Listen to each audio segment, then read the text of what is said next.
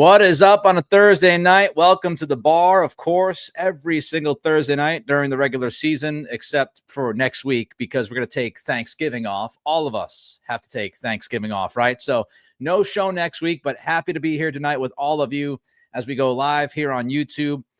NFL season week number 12. Can you imagine already at week number 12? And of course, my first question to you every single Thursday is, what are you drinking? I am having a Red Moon, which is a red ale from Phantom Farms Brewing, a fantastic brewery in Cumberland, Rhode Island. Cumberland, Rhode Island, a 6.5 ABV. It is a very, very good beer. Cheers to all of you joining me tonight. Cheers to all of you who are joining me on demand, because I know there are many, many of you who join the show on demand, whether it's later on Thursday night, Friday, Saturday, over the weekend. I appreciate every single one of you.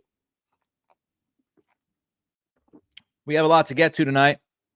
A lot of interesting things happening across the NFL. But first, Terry lets us know.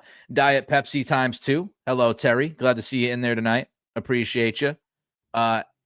Amy jumps in. Good evening. Lemonade Sun Cruiser tonight on a rare evening at home. Yeah, you've been busy, Amy. You're always around doing something. Love seeing you in there. Let's see. Mr. Ruger. Lemonade Sun Cruiser as well. So a couple of Sun Cruisers at the bar. Greg Fields, he's made it. My drink is some sort of gingerbread ale. Ooh, my girlfriend got it for us. Let me know how that is, Greg. Sounds really good. The gingerbread ale. All right, let's start with story number 5 tonight. And unfortunately, it is a tough story for Michael Penix. It is a tough story for the Atlanta Falcons. Michael Penix suffered his third ACL injury. His third. I mean, this is truly amazing. The first 2 times he hurt his right ACL. This time it is his left ACL. This is the 5th season-ending injury from Michael Penix over the past 8 years when you combine college and the NFL. 8 years.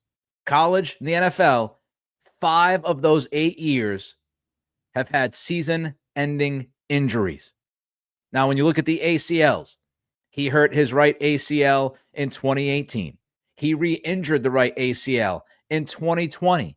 And now he has the left ACL injury in 2025. And this is not hyperbole. I'm not pulling a Cam Newton here. I'm not pulling a Stephen A. Smith. You know me. You know my style. This is a disaster for Atlanta.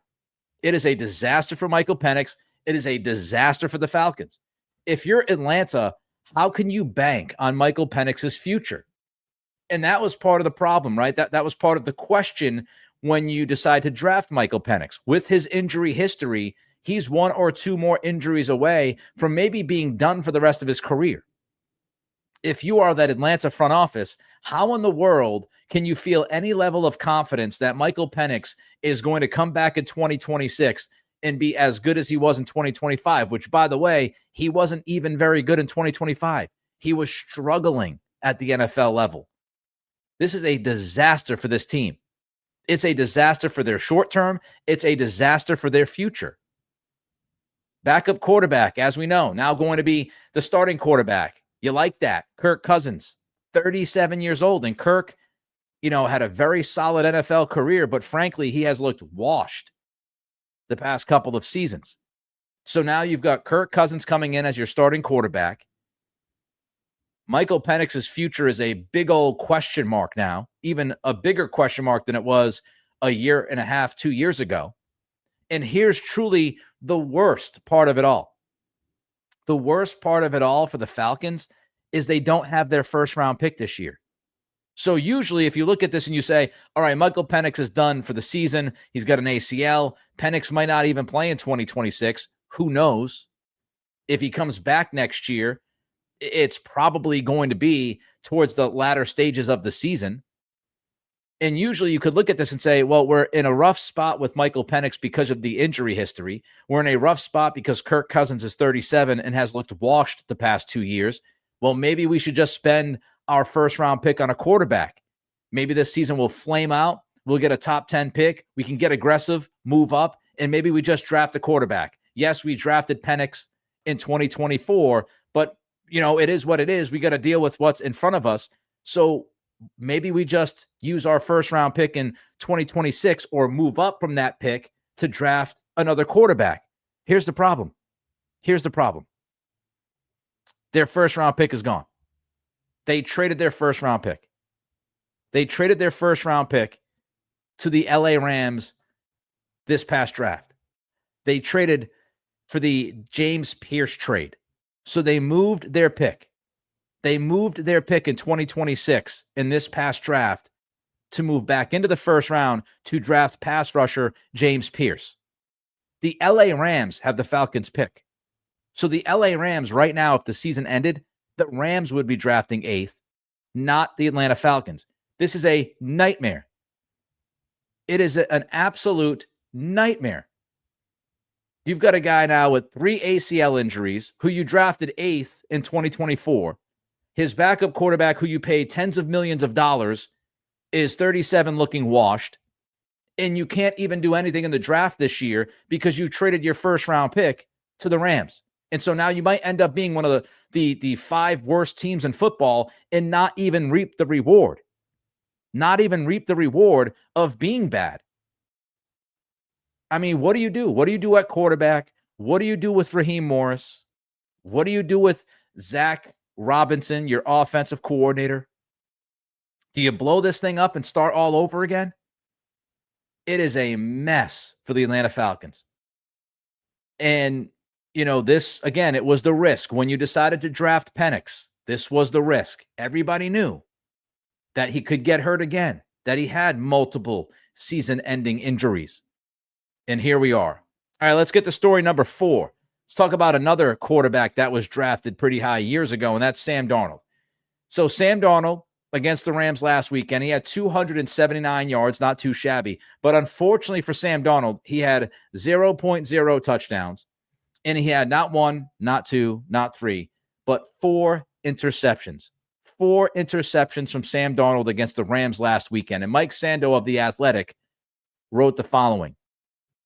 Darnold took no sacks on Sunday, but this was his 3rd career game with exactly 0 touchdown passes and 4 picks. That is more than anyone else since 2000. Sam Darnold has 3 games where he has 0 touchdowns and 4 picks, more than anyone else in the league. If you're wondering, there have been 56 such games total since 2000. There's been 56 games where a quarterback throws no touchdowns and 4 picks. Sam Darnold has 3 of those 56 games. That is truly woeful. Truly, truly woeful. How bad was Sam Darnold last week? Well, he was 30th in passer rating. He was 20th in EPA. And by the way, Darnold had 4 picks and no touchdowns. And the Rams defense didn't get much pressure at all. The pressure rate against Darnold last weekend was under 29%. If you're an NFL offensive line and you keep the pressure rate to like 35% or less, you feel really good about your week. The Seattle offensive line kept the pressure rate under 29%, and their quarterback still melted down and threw 4 interceptions. And the worst part wasn't just that Sam Darnold melted down. The worst part was that Seattle's defense was really, really good. That is a game that they should have won.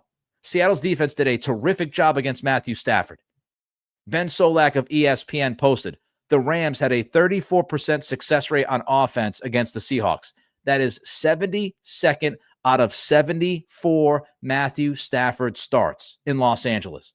That was one of the worst games that Matthew Stafford has played as a LA Ram. When you look at success rate for that offense, one of the worst. And Seattle loses because their quarterback stunk. Negative 0.26 EPA per dropback for Stafford. That's 74th out of 74 games with the Rams. This was the best defensive performance against Stafford's passing game that we have seen in years, as Ben Solak wrote. And the Rams still won because Darnold could not get out of his own way. You know what that was last weekend? That was the Sam, I'm seeing ghosts Darnold. That was that version of Sam Darnold. He was seeing ghosts last weekend. He had moments of panic against the Rams. And don't forget about last year. I talked about this all season long. As great as Sam Darnold has been for Seattle, I can't help but go back to last year. He was really good for Minnesota, but he fell apart at the end of the season, and he fell apart in the playoffs.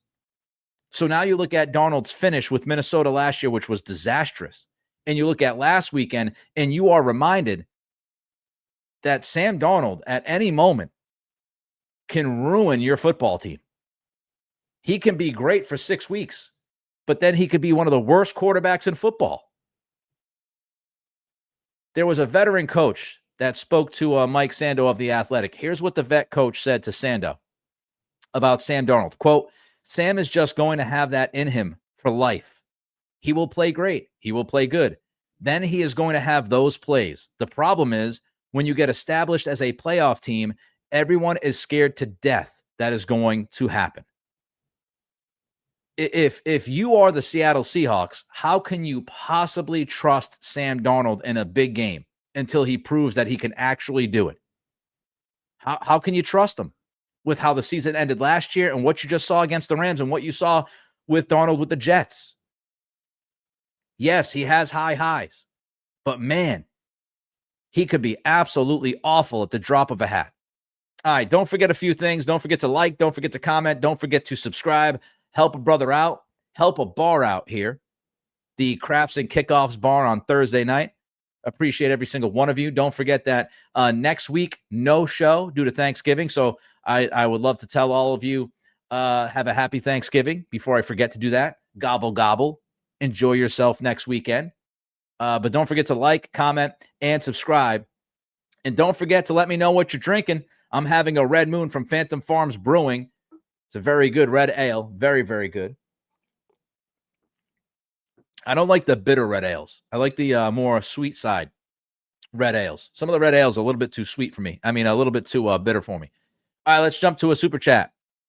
Anonymous with a $20 super chat. Cannot believe our Patriots turnaround. Happy Thanksgiving, all. It's crazy. I had the Patriots winning 9 games this year. They have won 9 games in the first 11 weeks. Did not see that coming. I did say that I thought they would be able to get to 11 wins if Drake May made a huge leap and they stayed healthy. I think it's fair to say Drake May has made that huge leap. They have been mostly healthy aside from the Milton Williams injury this week. But, they have a chance to win 12, 13 games if they continue to play the way they've played. So interesting matchup coming up this weekend with Cincinnati. I'll get into that a little bit with the Joe Burrow news. And don't forget, if you are a Patriots fan, to check out Locked On Patriots. I just got done with the preview before we started here.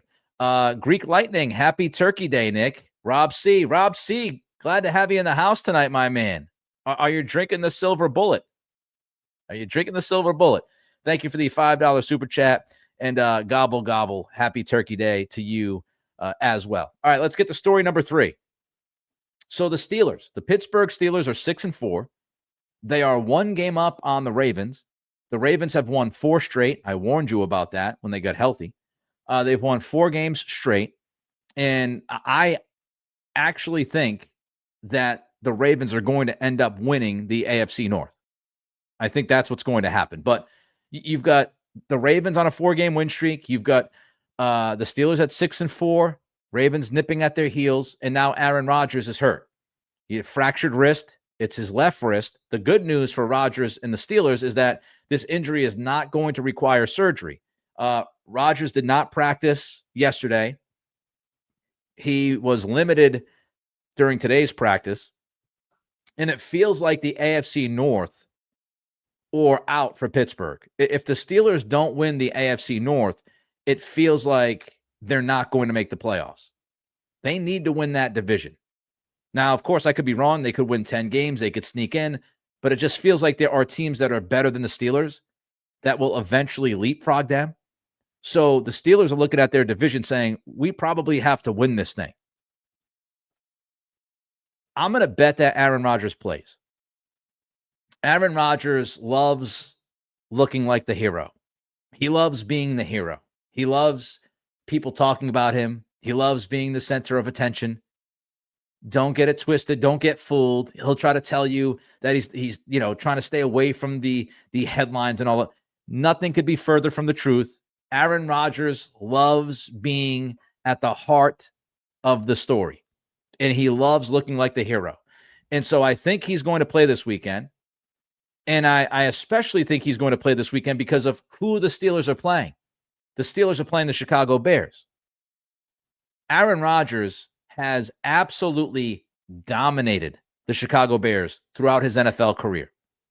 Dominant. His career record against Chicago is 24-5. And his numbers are ridiculous. Again, 24-5 record. He's completed 67+% of his passes. He has thrown for almost 7,000 yards. And here's the thing. Aaron Rodgers against Chicago has 64 touchdowns and only 10 interceptions. I'm not a math major, but that's what? 6.4 touchdowns for every pick he throws against the Chicago Bears throughout his NFL career. And we know his NFL career, it's been a long career. He's played 29 games against Chicago. This is not a small sample size. His passer rating is 109. When Aaron Rodgers sees the Chicago Bears on the schedule, he's getting ready to eat. So I think he's going to play this weekend. And I think he wants to shove it down Chicago's throat. And he's going to relish the opportunity to do so. And by the way, nobody is telling Aaron Rodgers what he will do. If Rodgers wants to play on Sunday, he's going to play on Sunday. Mike Tomlin 100% knows unequivocally that Aaron Rodgers is his team's best chance to win. I think Rodgers plays. All right, we got some super chats. Want to jump in to some super chats. Again, appreciate all of you for sending these messages. Mr. Snoopy, did you hear that crap Cam Newton said about the Pats? Yeah, look, I tweeted this. Sometimes it depends on who you're talking about, but these pundits, these personalities, these former players, sometimes the more they speak, the more they put their foot in the mouth and they get exposed. Like Cam Newton, I thought one of the worst things was when he was like kind of mocking Drake May as a deep ball passer this year, when Drake May has literally been the best deep passer in the NFL. But I do think Cam, he's not doing just his podcast now. I guess he's on First Take and maybe some other ESPN programs. I don't know. I don't watch ESPN much at all aside from games. But, Cam Newton, he's out there now. And the more opinions you have, the more ill-informed you might come across. And you can be exposed. And I think we're seeing some of that with Cam Newton. Ram jumps in. $5 super chat, helping a brother out. Well, thank you, Ram. Ram is also part of the Patreon family, patreon.com/Nick Cattles, Cattles, if you like Boston sports and want my thoughts on the Patriots and the other three big teams. You can check that out. Thank you, Ram, for the $5 super chat. Thanks for stopping by at the bar tonight. Marilyn with a $25 super chat. I'll be away in the weeks leading up to Christmas. How dare you, Marilyn? I want to take this opportunity to say Merry Christmas and let you know that just because I'm not here, I'm still thinking of you all and cheering on my and our team. #GoPats. Marilyn, thank you. I appreciate you for the $25 super chat, your generosity. But I also just genuinely enjoy you, Marilyn, as you have been with us since pretty much day one. Thank you. Safe travels. Enjoy your holidays. We're going to miss you. We'll see you when you come back, I guess, after Christmas. Hopefully, we'll be talking about the Patriots in the playoffs. We should be, but we'll see. I'm a New Englander. I don't take anything for granted. It's just not built that way. Chris Chapman, $10 super chat. Thank you, Chris. Happy Thanksgiving all. And Marilyn, how did your daughter do in the New York City Marathon? Yeah. How did the daughter do in the New York City Marathon, Marilyn? We all want to know. Maybe you already answered that. She finished. She did. She finished. Didn't beat her time, but she wasn't surprised since she didn't start her training on time. She'll run again in Paris. Oof, in April 2026. Want to take me to Paris? I'll be in on that. Swing by Paris for a little bit. All right, let's get to story number 2 on this Thursday night. Let's look at some of the top matchups in the NFL this weekend. Some fascinating games last week. We talked about it last week. I thought Denver, Kansas City was compelling. Denver survived. Seattle, Rams, another close game. We talked about it earlier. Tampa Bay and Buffalo, through like 3 quarters, that game was pure madness. Pure madness. Up and down the field. Josh Allen, 6 touchdowns. The points were getting thrown up there like it was no big deal. Tampa Buffalo was bananas last week. This week, let's talk about some of the bigger games and some of the bigger storylines. We start with the Patriots at the Cincinnati Bengals. Of course, the biggest question is, does Joe Burrow return? Is he going to be back for this game? I think he's going to be back. He practiced fully yesterday and today. They don't have Jamar Chase, obviously. He knows that. And Cincinnati goes into the game 3-7, which means they really have no safety net. They have to win out. If Cincinnati wants any chance, we talked about this last week about, well, maybe he comes back against the Ravens Thanksgiving because, you can look at it and say, maybe they beat Pittsburgh, maybe they beat New England, maybe they split, and then Joe Burrow can come in, and if you finish like 5-1 or whatever, you still might have a shot at the playoffs. Well, they lose last weekend to Pittsburgh, so now this is a must-win. This is an absolute must-win for Cincinnati. It's a must-win for the rest of the season. Burrow knows that. Cincy knows that. So I do think Joe Burrow returns. And if they end up losing on Sunday, I would not be surprised if Joe Burrow ends up sitting later in the season. But it's going to be tough because he is very, very competitive. So that's the biggest story in that game. Minnesota at Green Bay. How does Matt LaFleur respond? Matt LaFleur he has not been very good this year. We talked about the Packers, how they've been disappointing this season. How does he respond to all of this? How does he respond to, what his team has been doing? Like, okay, fine. You got through the Giants last weekend, but it wasn't necessarily a great win. You were going against an interim head coach who just took over the job. You won by a touchdown in New York. I think, you look at this game in division, the Vikings, they need to get going. They just lost last week to Chicago. So they've got some pressure on them to play some good football. So Green Bay, Minnesota, always interesting. LaFleur, I still think the seat is somewhat hot for him. You've got Jordan Love, who hasn't played spectacular. He hasn't been consistent this year, but J.J. McCarthy, I'll tell you this, I watched. The Patriots were off on Sunday. So I went to my buddy's house to watch football for the day. I had a Sunday off. It was beautiful.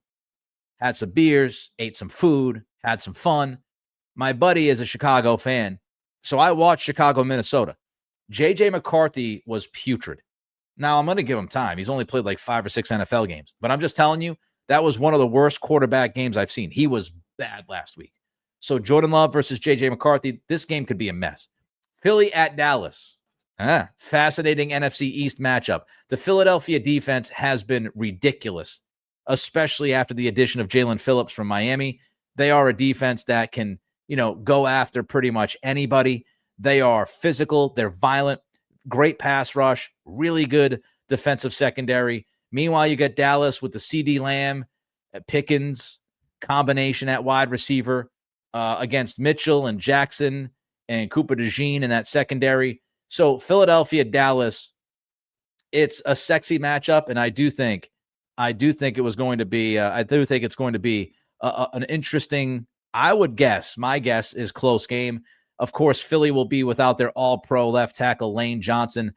He has a Liz Frank injury. Those are not easy to come back from quickly, but they think he's going to be back within 4 to 6 weeks. So that will cause some trouble for the offensive line of Philly. Tampa at the Rams. Interesting, right? Tampa Bay's lost 3 out of their last 4. They're dealing with a lot of injuries. Cross-country trip to L.A. to play the Rams. And, for that Tampa Bay defense, they've played Drake May, Josh Allen, and now Matthew Stafford back to back to back. That is a murderer's row of quarterbacks. And then you've got Detroit at the Giants. I only throw this in because offensive coordinator Dan Campbell, he fell back to reality last week. Everybody went crazy because Dan Campbell was the offensive coordinator against Washington. Detroit scores 44 points against the Commanders, and then they play against Philly and they score 9 points. It's a different world. And of course, with Dan Campbell, how many 4th downs is he going to go for? He was 0 for 5 last weekend against Philly on 4th down. What are you drinking? What are you drinking? I want to know. Let me know. Throw a comment in. I'm drinking the Red Moon. It's actually a Scotch ale. I said it was a red ale. It's a Scotch ale. The Red Moon Scotch ale from Phantom Farms Brewing in Cumberland, Rhode Island, near my wife's lovely hometown of Woonsocket. What are you drinking? And don't forget to like, comment, and subscribe. All right, let's get to the biggest story of the week. Hands down, it's the Kansas City Chiefs. Kansas City loses to Denver last weekend, 22-19. Patrick Mahomes threw an absolutely atrocious interception in the red zone. And Kansas City now is 5-5. And I am stunned. I am stunned that the Chiefs are 5-5. I did not think that we would be sitting here the week before Thanksgiving talking about the Chiefs being 5-5. They're in third place in the AFC West. They're absolutely outside of the playoff picture currently. And they got to win. They got to start winning right now. But I don't think Kansas City is broken. And I know a lot of Patriots fans are going to be upset by this, but I don't think the Chiefs are broken. And I'll tell you why. Aaron Schatz, who was the creator of the DVOA metric, which takes, all the outside factors away from teams, and they just look at it and they stack them, they compare them on even ground. Aaron Schatz tweeted this week about the Chiefs. The flip of this year's bad teams with good records is Kansas City. The Chiefs are now the fourth best 5-5 team in DVOA history. This is decades. It goes back to at least the late 70s. So the Chiefs are the fourth best 5-5 team in DVOA history, which means, as far as DVOA tells us, the Kansas City Chiefs have been a pretty good football team. Now, how have those other teams managed? The top two, the 2006 Eagles, the 2015 Seahawks, they both finished 10-6 and made the playoffs. The third team, the third best 5-5 team in DVOA history, was the 97 Cowboys. They collapsed late in the season.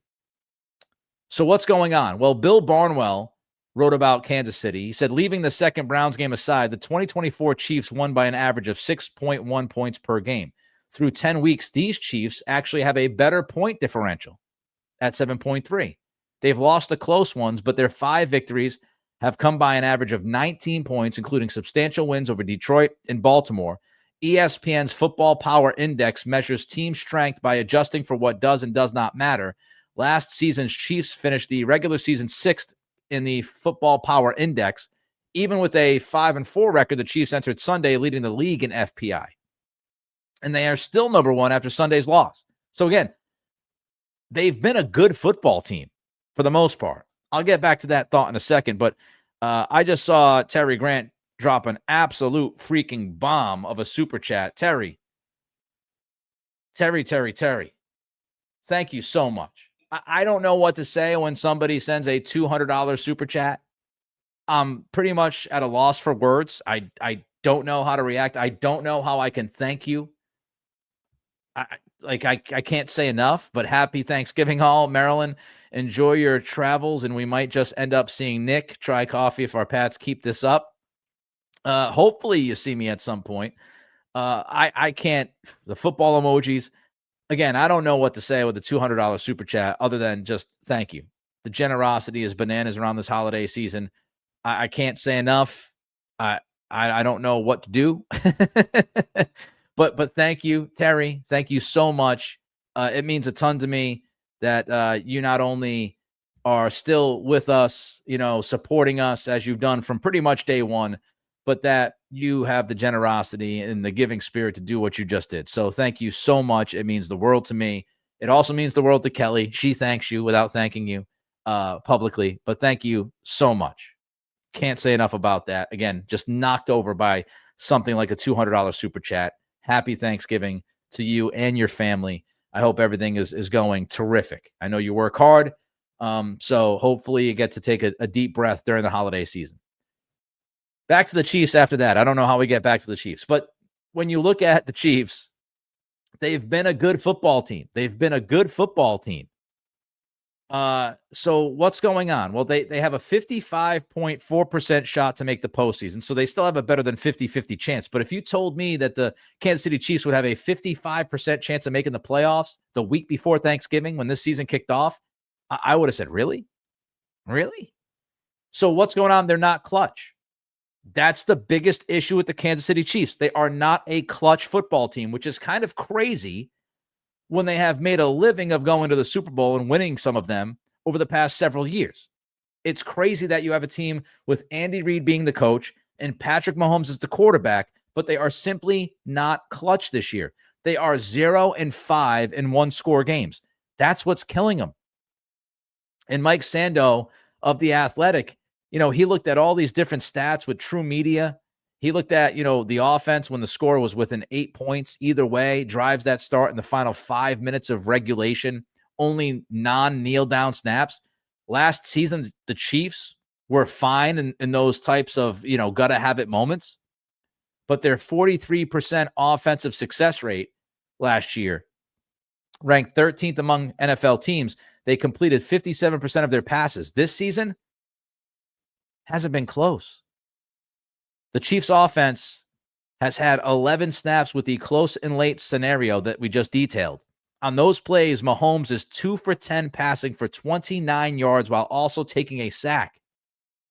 At a delay of game penalty, and the Chiefs' 11 combined snaps have resulted in a net of 13 yards.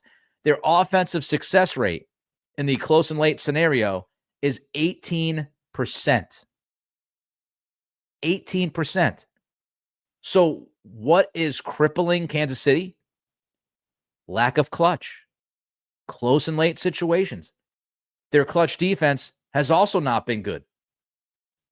14% success rate, even worse than their offense. So their offense and their defense have been brutal in clutch situations. That's why they're 5-5. On the balance of the season and the balance of these games, they're actually playing pretty well. They're playing pretty good football. It's just when they absolutely have to have it, it's blown up in their face. And now, of course, they have to get ready to host Indianapolis this weekend, one of the best teams in the league this year.